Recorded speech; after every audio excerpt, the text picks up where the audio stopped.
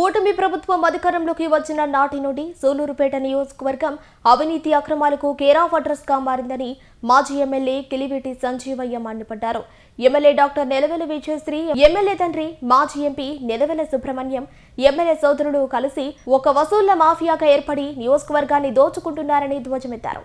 సోమవారం మాజీ ఎమ్మెల్యే కిలివేటి సంజీవయ్య నివాసంలో మీడియా సమావేశంలో ఆయన ఎమ్మెల్యే కుటుంబం చేస్తున్న అరాచకాలను లెక్కలతో సహా బట్టబయలు చేస్తారు.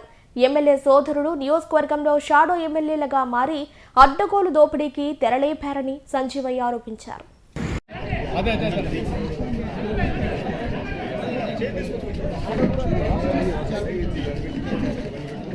పేరుతో మరి ఒక రీచ్ని టెండర్ ద్వారానే వేరే ప్రైవేట్ వ్యక్తికి ఇవ్వడం జరిగింది.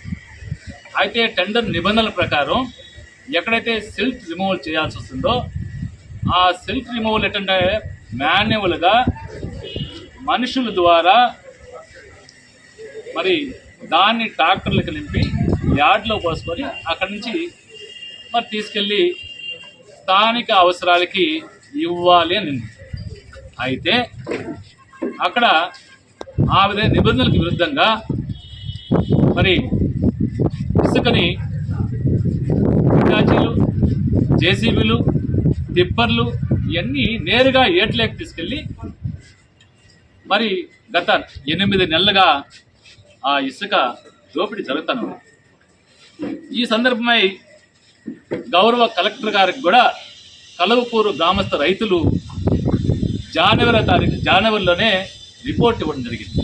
అయ్యా, మా దగ్గర ఇసుక తోడేస్తున్నందువల్ల మాకు ఇబ్బందిగా ఉంది, బోర్లు ఎండిపోతున్నాయి, త్రాగునీటికి సాగునీటికి ఇబ్బందిగా ఉందని ఇస్తే దాని రిసిప్ట్లు ఏమి ఇచ్చారంటే 75 రోజుల తర్వాత యాక్షన్ తీసుకుంటారు. జనవరిలో ఇచ్చాం, ఇది మార్చి వస్తూ ఉంది. అయితే ఎలాంటి యాక్షన్ తీసుకోలేదు, రైతులు ఇబ్బంది పడుతున్నారు. అయితే ఇక్కడ స్థానికంగా ఉండే ఎమ్మెల్యే, వారి సోదరులు, వారి అనియులు అందరూ కలిసి మరి స్వర్ణముఖి ఏర్లో కావచ్చు, కాళింగ రివర్లో కావచ్చు, ఎక్కడైతే ఆ రీచ్ ఉందో అక్కడతో పాటు ఆడ మిషన్లు పెట్టేస్తారు, ఇక్కడ కూడా మిషన్లు పెట్టి ఏదైతే నేను చెప్పాను ఈ సిరుపాడ, జోసవారికండ్ర, బీడీ కాలనీ, భీమవరం ఈ ప్రాంతంలో కూడా యథేచ్ఛగా ఇసుకని తోడేస్తున్నారు. మరి మేము అడిగితే దానికి సమాధానం లేదు. అధికారులు చెప్తే అధికారులు పట్టించుకునే పాపం లేదు. మరి రైతులతో కలిసి మేము ఆడికి వెళితే మా మీద తప్పుడు కేసులు బనాయించే కార్యక్రమం.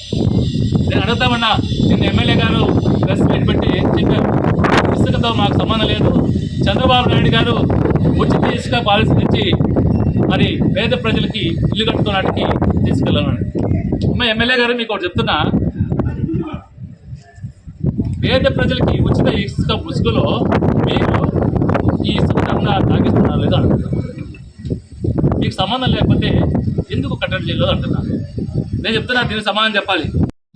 ఎంప్లాయ్మెంట్ జరగలేదంటే మేము జగన్మోహన్ రెడ్డి గారు ఈ రాష్ట్రంలో 5 ఏళ్ల కాలంలో 2,10,000 మందికి ప్రభుత్వ ఉద్యోగాలు, అది సచివాలయ ఎంప్లాయీస్ కావచ్చు, ఇతర ఎంప్లాయీస్ కావచ్చు, ఇచ్చింది వాస్తవం కాదా మీరు ఇంటర్నెట్లో చూసుకోవచ్చు.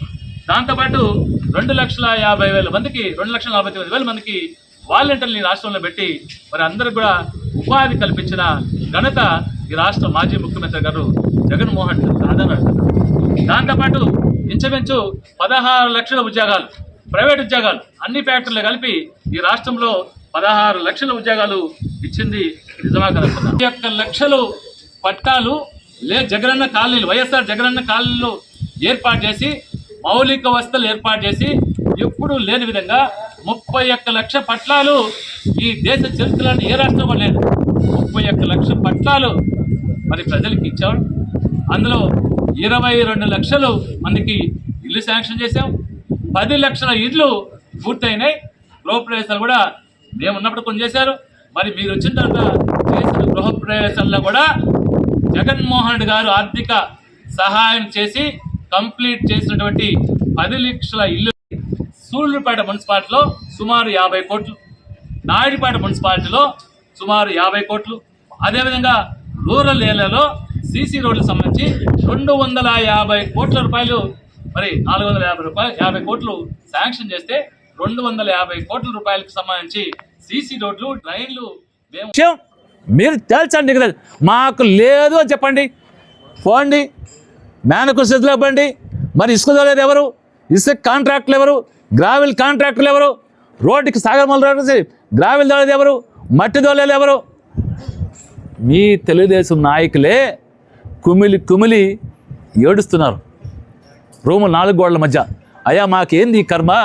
ఈ ఎమ్మెల్యే గారి కుటుంబ సభ్యులు అందరూ వచ్చి మరి కాన్స్టిట్యున్సీ మీద పడి గద్దల్లాగా గ్రావెల్కి ఒక రేటు, మట్టికి ఒక రేటు, ఇసుక ఒక రేటు. ఇసుకేమో నెలకి 15,000 ట్రాక్టర్కి, గ్రావెల్కేమో యూనిట్కి 200 నుంచి 300 రూపాయలు మీ నాయకుల దగ్గర కూడా మీరు వసూలు చేస్తున్న విషయం నిజమా కాదా అని నేను అడుగుతున్నా. తెలుగుదేశం నాయకులు కూడా ఆత్మావలోకనం చేసుకోవాలి, గుండె మీద చేసుకోవాలి. మీరు ఎక్కడో చాటుమాటుగా బాధపడడం కాదు, మీరు అడగండి, మీరు బయటికి రండి. ఈ నియోజకవర్గాన్ని మండలాల వారీగా కుటుంబ సభ్యులు పంచుకొని మరి ఇక్కడ చేస్తున్న విషయం అవునా కదన్నా?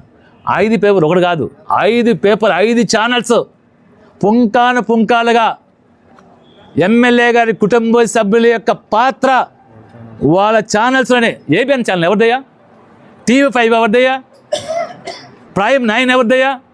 మీ ఛానల్స్లోనే మరి ప్రచారం అవుతుంటే దాన్ని వదిలిపెట్టి మాపైకి వచ్చే పరిస్థితి.